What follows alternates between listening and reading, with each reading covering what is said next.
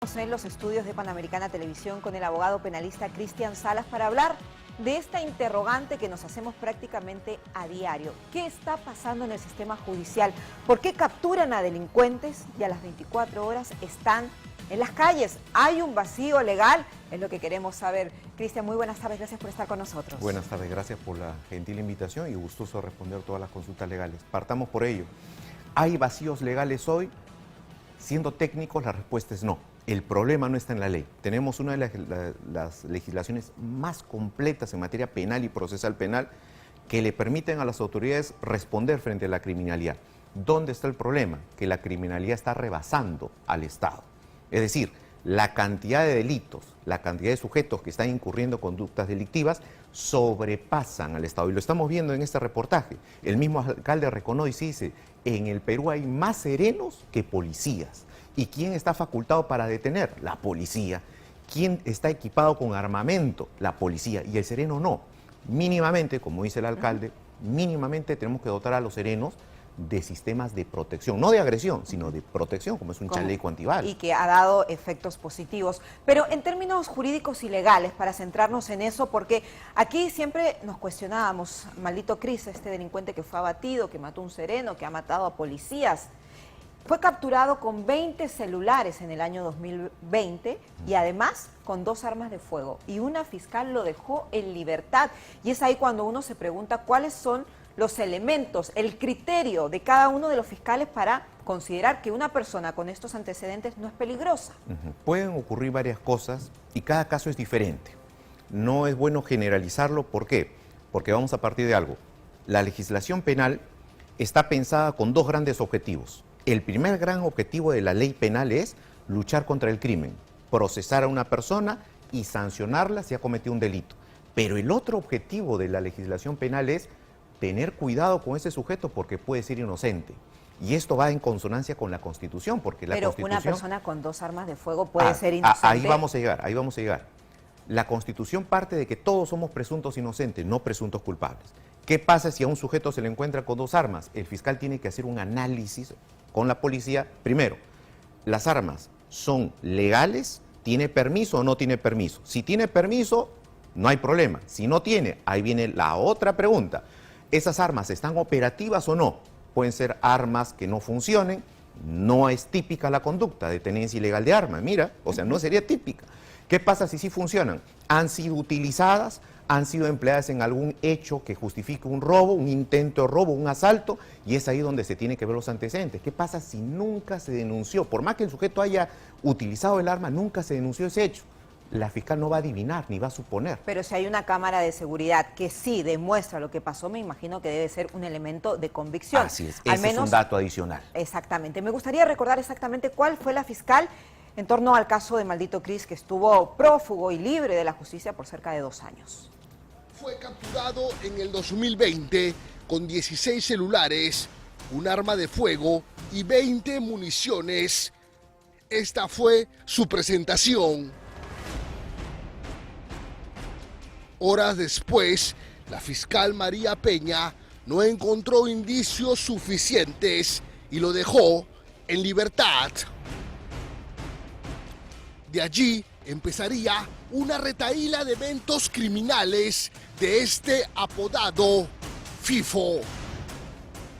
El criterio de esta fiscal nos deja muchas interrogantes, porque finalmente sabemos que terminó haciendo esta persona, este criminal abatido, matando a policías y a serenos.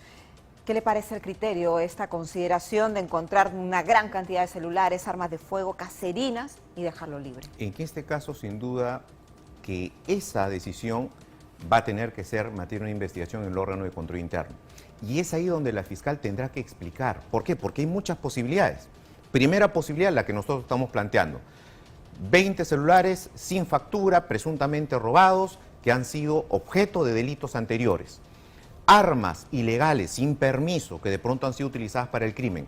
En ese contexto, si la fiscal va a ordenar una detención, tendría que tener, aparte de eso, otros datos. Ejemplo, antecedentes de denuncia de esos celulares. A ver, celular Samsung código tal, figura a nombre de tal persona. ¿Hay una denuncia? No.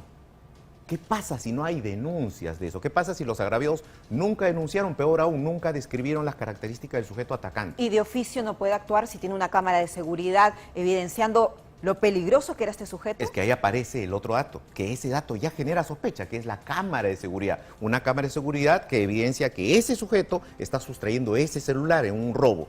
Ese es un dato que de pronto la fiscal en ese momento no lo tenía. Por eso es necesario ver las circunstancias de cada caso. Y entonces, en ese caso, supongamos que la fiscal no tenía mayor dato de los antecedentes de esos equipos celulares. Ella no puede adivinar ni suponer que son producto de un delito. Pero sí podemos inferir de que hay un comportamiento extraño. Sé que, por supuesto, todo tiene que ser en base a pruebas, pero ya tenía antecedentes por raqueteo y por otros ilícitos. Claro que sí, claro que sí. Pero ojo, tenemos que partir de algo. La ley obliga, sobre todo a la policía y al fiscal, a partir de la presunción de inocencia. El policía ni el fiscal pueden partir de la presunción de culpabilidad, si no todos corremos riesgo. Ah, no, por supuesto, pero lo cierto es que muchas personas sienten que el Poder Judicial y la Fiscalía no está haciendo su trabajo y lo vemos por tantos criminales que salen en libertad. La policía se juega la vida, los serenos también los capturan, persecución policial de los agentes municipales para que sea un trabajo prácticamente tirado a la basura. Y quisiera consultarle, Cristian, su opinión respecto a los extranjeros en términos jurídicos y legales. Por ejemplo, el caso de Chorrillos, ayer en la persecución detienen a uno de ellos. Ingresó a Perú de manera irregular. ¿Qué puede pasar con él, por ejemplo? Bueno, lo que estamos viviendo en los últimos años es consecuencia de una pésima política que Pedro Pablo Kuczynski decidió, adoptó, que fue abrir las fronteras y aceptar migrantes sin requisitos, sin control alguno. Fue un tema ya de política que eso motivó para dejar mal al otro país, a Venezuela, ¿no? Recordemos eso.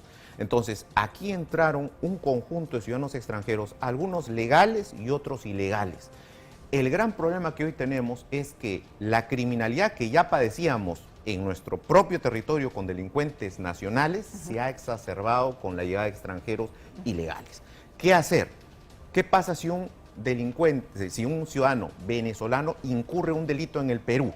¿Y está ilegal? ¿Se le expulsa de inmediato? No, estando ilegal. ¿Se le expulsa de inmediato? No, porque si ha cometido un delito, primero tiene que ser procesado aquí, se le aplica la ley penal. Si no se sabe quién es. No, es independientemente de eso, incluso si es nacional. Aquí en el Perú hay gente que no tiene DNI, no tiene partida, y existe y comete delitos. Igual se le procesa. O sea, igual se puede procesar. Así es, se le procesa.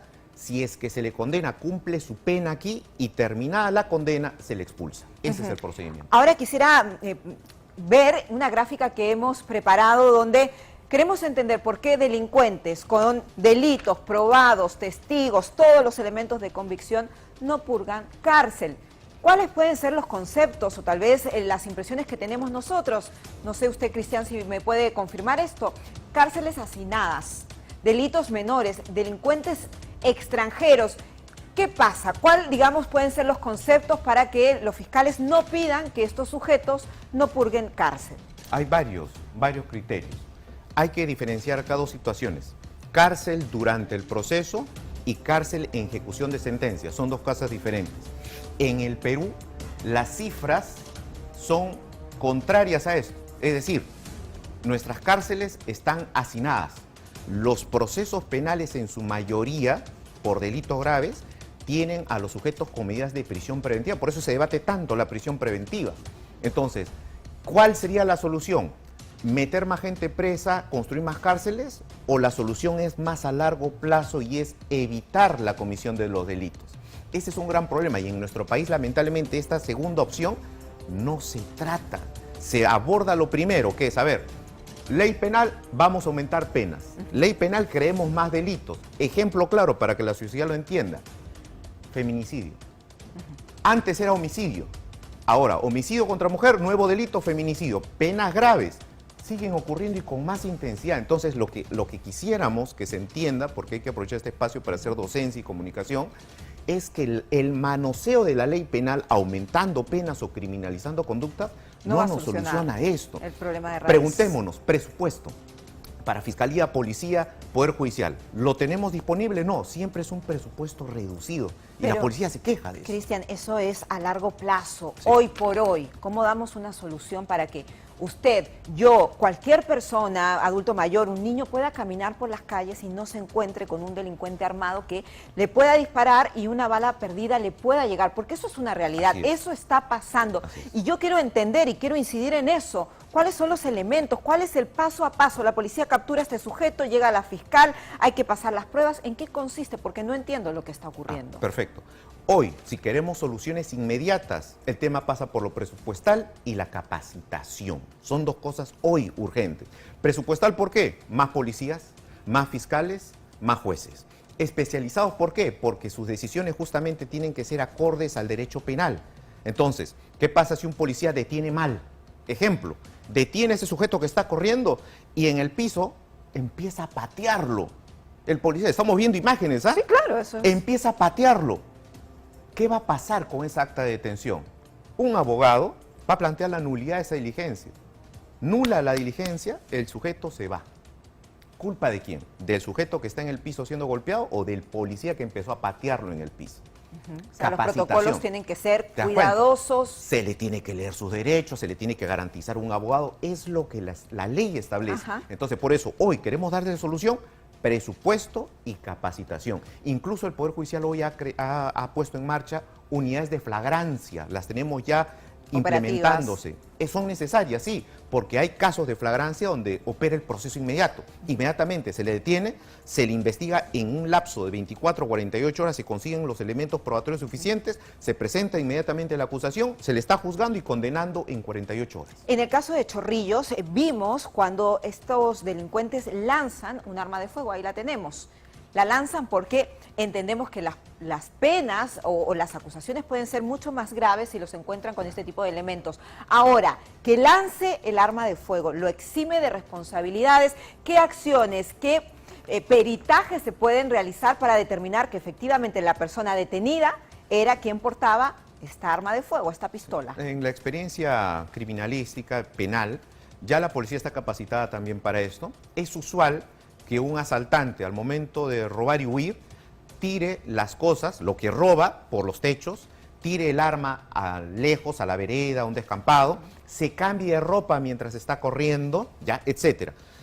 La policía eso ya lo conoce y entonces frente a eso hay diligencias que se pueden utilizar para suplir eso. La primera pregunta es, ¿por qué el delincuente hace eso? Para desvincularse del objeto, para que cuando le hagan el registro personal no le encuentren las cosas robadas, el arma, no lo pueden identificar. Entonces, ahí la policía hace uso primero de las actas de hallazgo en el lugar, solicita inmediatamente las cámaras de videovigilancia, en este caso la cámara del reportero, claro que sí, la filmación, la declaración del agraviado, que es importantísima para fines de reconocimiento. Entonces, hay pericias dactiloscópicas para ver las huellas dactilares en el arma. Por más que la haya lanzado, pueden decir, este es el sujeto que salió corriendo, que lanzó el arma, y me imagino que pueden hacer el registro dactilar. Si disparó, va a haber una prueba de absorción atómica que va a evidenciar que tiene rastros de pólvora y demás químicos en la mano. ¿A qué tipo de penas se exponen los sujetos que atacaron a los serenos de Chorrillos el día de ayer? Porque nos menciona más de 20 impactos, disparos al aire en una persecución que además podría haber generado que víctimas inocentes, cualquier vecino, resultara herido. Así es. La pena va a depender del tipo de pena, es decir, la calificación que el fiscal haga sobre el caso. Puede ser intento de homicidio, puede ser robo agravado, tenencia ilegal de armas. Entonces, estamos hablando de más de 10 años de pena privativa de libertad. Pero eso va a depender de cómo el fiscal lo califique. Tan importante es la capacitación. ¿Qué pasa si tenemos un fiscal que hace 2 semanas estaba trabajando en una fiscalía de familia? ¿Qué hace en un caso penal? Hay que tener cuidado con eso, la especialización es importante. Un fiscal penal tiene que conocer su especialidad. De acuerdo. Sin ir más lejos, vamos a recordar también el caso de un cambista, ocurrió hace 2 meses. A él lo cita una persona de nacionalidad colombiana para cambiar una importante suma de dinero. Él llega a este inmueble, hay cámaras de seguridad, el registro fílmico de todo, del paso a paso. Hace la denuncia, manifiesta que le robaron, detienen a estos sujetos, pero los dejan en libertad. Vamos a escuchar su testimonio para entender más de lo que pasó. Bueno, yo me entero ayer en la tarde por intermedio de un familiar que me pone un abogado porque no sabía nada de lo que estaba sucediendo, y por intermedio de la abogada me entero que ya Alejandro Flores, Alejandro Vice, perdón, y Daniel Flores estaban en libertad los dos. En libertad, los dos. Le robaron 800.000 soles, lo amarraron, estuvo prácticamente secuestrado en un inmueble. Claro. Y es cuando yo me pregunto, ¿qué habrá pensado el fiscal? Eso sí es bastante inexplicable, porque si estamos ante una circunstancia en donde los sujetos centran, que es el término criminalístico, digamos, centran a un cambista, lo llevan a un determinado lugar, prácticamente lo secuestran y encima sustraen patrimonio, pues estamos ante delitos graves. Secuestro, hurto agravado, si es que hay violencia, robo agravado, tenencia ilegal de armas. Entonces es muy difícil entender por qué se dio esa liberación. ¿Qué explicaciones legales podrían haber? Que el hecho se denunció con posterioridad y no fueron atrapados en flagrancia, porque ahí hay otra cosa muy diferente. A las pocas horas él pudo librarse y dio el aviso a la Policía Nacional. Ok. No, porque, a ver, eso también es importante entenderlo. La flagrancia, regulada en el artículo 259 del Código Procesal Penal, establece: la policía sin orden judicial puede tener una persona que está cometiendo el delito, está en plenos actos de ejecución, es decir, que está con las manos en la masa. Puede detener a una persona que está corriendo, huyendo después de haberlo cometido, cuasi flagrancia. O puede detener dentro de las 24 horas a aquella persona que es reconocida por el agraviado o un testigo directo. Entonces sí es posible la detención. No entiendo por qué en este caso no se dio. Y había una cámara de seguridad que mostraba cuando ingresaban juntos. Ahora son ciudadanos colombianos, ¿eso tal vez los puede eximir o restarle responsabilidades? No, la nacionalidad nada tiene que ver. O sea, la ley penal está para sancionar hechos cometidos por personas independientemente de su nacionalidad. El hecho se comete en el Perú, se juzga en el Perú y se paga la pena en el Perú, y después de eso, si es un extranjero ilegal, se le expulsa del país. Cristian, usted decía un dato también bien importante: los testigos, la denuncia, todo eso es muy importante, Sí. es relevante para que esta investigación pueda tener éxito y estas personas puedan estar en la cárcel. Por ejemplo, el día de ayer, el mismo alcalde de Chorrillos, el señor Fernando Velasco, dijo: yo voy a ser testigo de esta persecución, de cómo atacaron a mis serenos. ¿Eso puede servir? ¿Eso puede ayudar? Más que la visión del alcalde, la versión del alcalde, que es un Que estuvo allí, por que cierto. es un testigo que puede dar fe de lo que le ocurrió a sus serenos, aquí crucial es la declaración del sereno. Va a ser determinante. ¿Por qué es importante la declaración de los denunciantes? Cuando son delitos contra el patrimonio, la versión del denunciante es trascendente, porque es el denunciante quien dice: eso es mío, eso se me sustrajo a mí. Segundo, es trascendente por fines de reconocimiento e individualización. Por eso existe una diligencia que se llama reconocimiento de personas. Se sienta un acta de reconocimiento, y previamente a ello el denunciante tiene que describir al sujeto. Aproximadamente 1,80 m, blanco, sin pelo, un ojo verde, describirlo. Sí. Y en base a eso se hace una rueda y se le reconoce. ¿Esto para qué? Para darle alta probabilidad a la sindicación. O sea, la versión del denunciante es crucial, sin duda.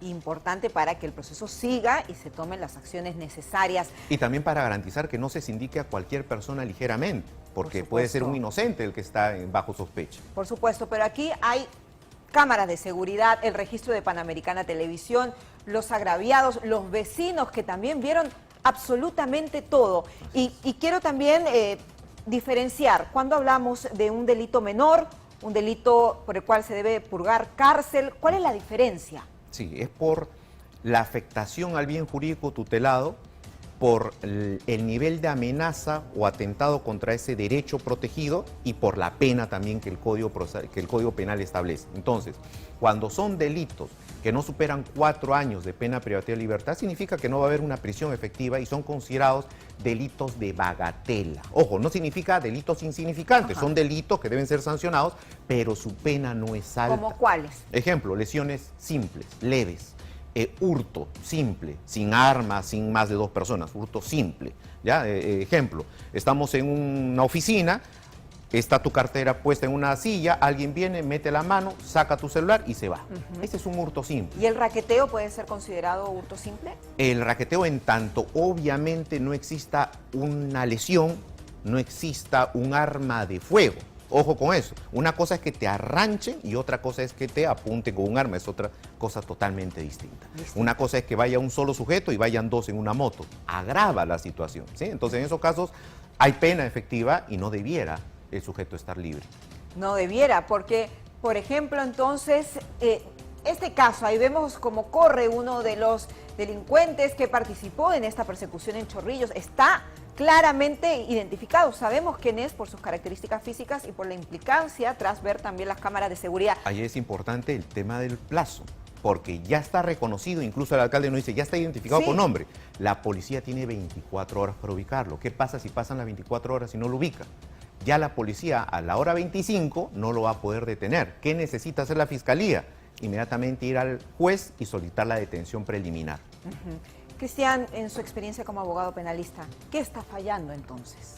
Está fallando las carencias estatales vinculadas al tema de presupuesto, recursos humanos, capacitación Personal y cualificado. efectivamente. Y sobre todo, algunos malos criterios. Algunos malos criterios generan esta circunstancia, como el caso que me has comentado, donde es inexplicable una liberación. Pero no echemos la culpa a la ley. La ley, al contrario, nuestra ley está al nivel de las legislaciones extranjeras, coincide con los estándares de la Corte Interamericana de Derechos Humanos, o sea, por ahí no está el problema. No tratemos de darle solución incrementando penas. No, por ahí no va la ¿será muy solución. garantista en algunos casos? No, para nada. Es lo mínimo que requiere un Estado civilizado para procesar a una persona. ¿Qué cosa es? Consigue pruebas contra esa persona, es lo mínimo. Datos de sospecha, ni siquiera prueba suficiente. Para detener basta una sospecha simple. Entonces, por ahí no va el tema, por ahí no va el reclamo. El reclamo está en que no hay operadores calificados, son pocos los que hay y hay algunos casos con malas decisiones. Y hay mucha demanda, ¿no? Eso también puede ser uno de los aspectos. El crimen está sobrepasando las capacidades estatales. Si te pongo un ejemplo, para rastrear un celular, para acceder a su contenido, ojo, los equipos que hoy se tienen no están a nivel de los últimos celulares de alta gama. Si hoy un sujeto tiene un celular y comete delitos a través del celular, o uno quiere ver Extorsión, gota a gota. con quién se contactó y demás, si es que le incautan el celular y lo ponen a esa máquina, la máquina no lo lee. O sea, no hay el presupuesto. El Estado está atrás y el crimen organizado está adelante. Está avanzando. Y lo mismo que aquí reportamos en Panorama. ¿Cuántos casos desde las cárceles que salen llamadas extorsivas donde les pagan a algunos malos trabajadores, funcionarios del INPE, y que acrecenta esta situación de riesgo y peligro que muchas veces sale desde las propias cárceles? Otro factor importante, lo está señalando, corrupción. No descartemos eso. Hay casos donde hay corrupción y malos operadores se hacen de la vista gorda. También eso es posible. Y deben tenerlo en cuenta. Cristian, le quiero agradecer por venir, por entender Muchas más de los conceptos legales, de lo que está pasando en el Poder Judicial, en la Fiscalía, con todos estos delincuentes que son capturados y a las pocas horas liberados. Muchas gracias para el abogado penalista.